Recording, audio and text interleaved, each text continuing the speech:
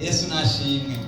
Murabona uyu mugambi wo gucungura abantu, umugambi w'igihe kirekire, umugambi wateguwe neza kugira ngo Imana ntihagire ikibazo na kimwe cyawe cyosigara kidafise inyishu mu gikorwa Yesu yakoze. Yesu nashimwe. Nuko murambwira ndababwira ukuri, Yesu ibibazo byawe byose, umugambi yakoze mu gikorwa cyabereye ku musaraba, Yesu muri rya pake y'urwiwe nta kibazo na kimwe cy'umwana w'umuntu kitari cyishyuye. Yesu nashimwe. Ikibazo nuko abantu batabimenye, abantu ntavyo batahuye, kuje kandi kinakora koresha amayeri uhenda abantu batawe ko Yesu yakoze kugira ngo bagumize mu mwiza bagume mu buja. Yesu nadufashe. Bigeze kuvuga ahantu hamwe ngo bagiye kurwana, bakigiye barabafata barabapfunga, ariko baciye iminsi abo bantu ngo baratsinda, basinze mbwa bamwe bapfunzwe ntibigeze babimenya. Ikindi gihe agakuka basanga muri prison, baterera nta mufungiwe ngaho kujya baratsinda. Yesu nashimwe. Ikibashikiye umukuru w'ibohero byavuye n'ibyo kugira ngo ibohero kandi baratsinda. Umukuru w'ibohero arababwira ati nari batatu kandi nari nzi ko muzobimenya mutazorara mu gasho. Yesu ashimwe. Ndazi ko umunsi wabimenye utazosubira kuba mu gashuri, ndagomba kubimenya kugira ngo ijambo ry'Imana rikuvane mu gasho waruri. Yesu nashimwe. Yesu nashimwe. Umugambi warizwe neza, wafatiwe igihe kirekire. Urabona ko ari ibintu abantu bose baguma bahahamiye barondera ati mbega bizoshika ryari, mbega bizoshika ryari. Wari umugambi wizwe neza n'icyo. Yesu nashimwe. Kugira ngo ikibazo cyawe cyose kibe inyishu kuba Yesu yakoze. Bene data ndabasubiyemo, nta kibazo na kimwe umwana w'umuntu afise tutatanga inyishu ku musaraba. Nta na kimwe gishigara. Ikibazo tutabimenya. Yesu nashimwe. Nifuza ko abantu batahura igikorwa Yesu yaje gukora ku musaraba. Nuko rero mu bikorwa Yesu yadukoreye, yemwe bise ngatwe abana Yesu yadusubije yaduhaye ububasha. Adusubije ububasha twari twaratakaje mu tubereye. Nifuza kubabwira iyindi nyishu cyangwa iyindi nyungu twakuye mu rupfu rwa Yesu. Yesu nashimwe.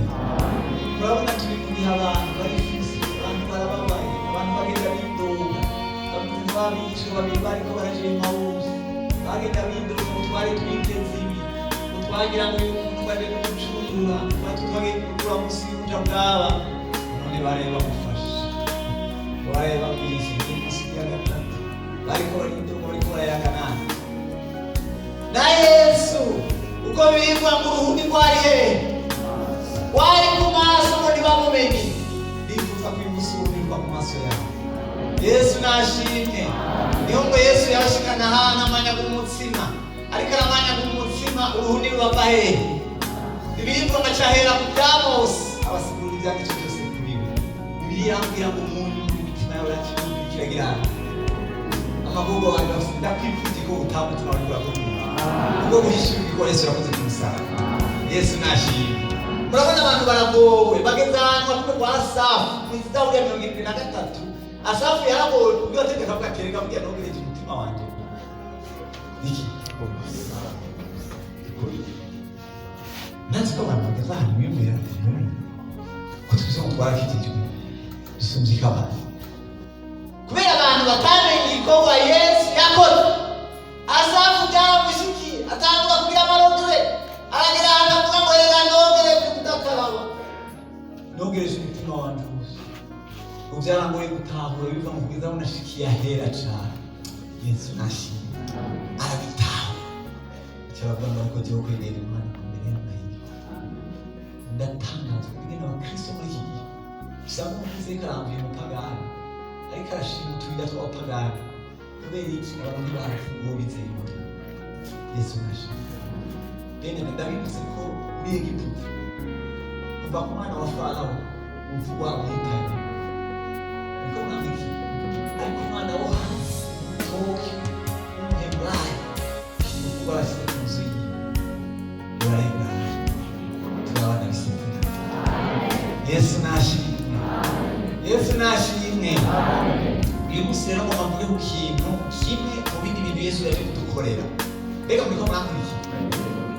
Tugomba tuvugane ku bushobozi buri mu maraso ya Yesu bwo kutubohora ku bidukurikirana. Mbega murankurikira? Ubushobozi butubohora ku bidukurikirana.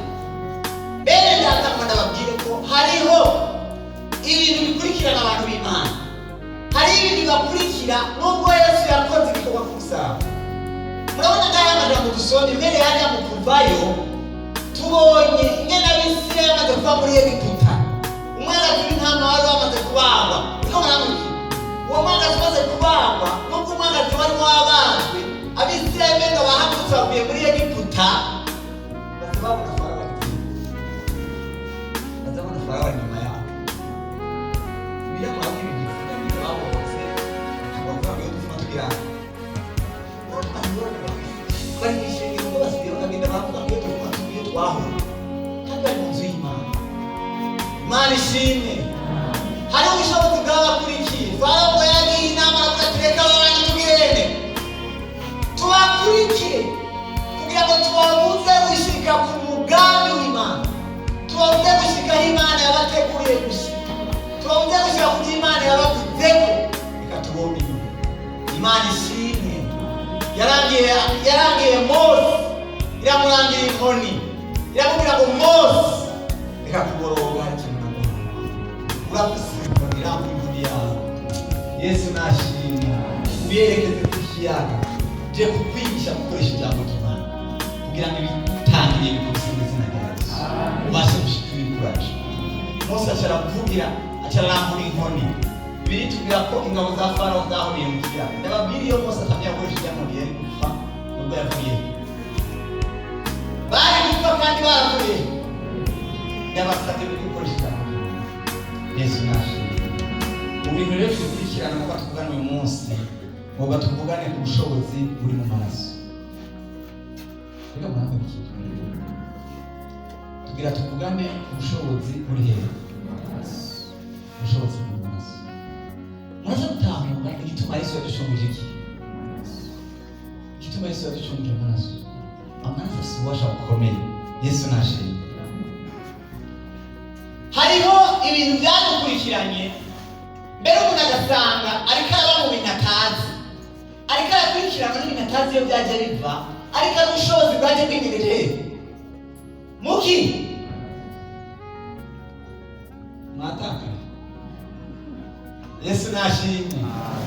Ubushobozi bwinyegeje muki mu maraso. Yesu nashimwe. Ndifuza ko iyo migozi icika mu izina rya Yesu. Kandi ndizeye ko uyu munsi hari abantu bavuga gucika. Yesu nashimwe. Kugira ngo mube icyo Imana igomba kumuha. Kubw'igikorwa Yesu yakoze ku musaraba. Yesu nashimwe.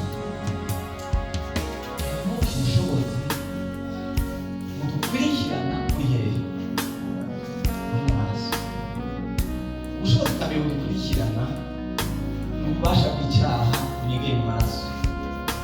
Ndababwira ikintu kimwe. Mbere urazi umuntu wese utuma umwana w'umuntu aticwa gucumura. Urazi umuntu amwica ngo akamwica gucumura. Murabizi? Dushaka kubwira umwana mu nzu ubikeyo. Usanga tuvumana. Mwaje tujyagenze. Zomuha ikintu umwana aje abibuka. Yabikuye. Birihe? Kubera iki? Ni amaraso y'Adamu agira. Reka muramurikire. Yesu nashimwe. N'amaraso y'Adamu ari muri twebwe agira adukurikirana, kandi ibyo yaba umuzungu yaba umwirabura yaba umubahe, muri we hari ubushobozi bw'icyaha bwamukurikiranye kubw'amaraso yawe.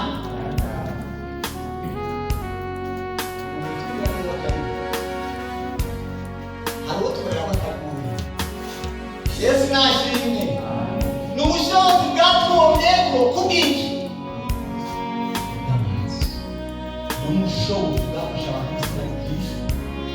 Icyo gituma bivuga ngo icyaha cyazanywe n'umuntu umwe. Yitwa nde? Mwese murazi ko Imana yaremye abantu benshi ku isi. Yaremye umuntu umwe. Yaremye umuntu umwe. Ubwo amaraso icyo twitwa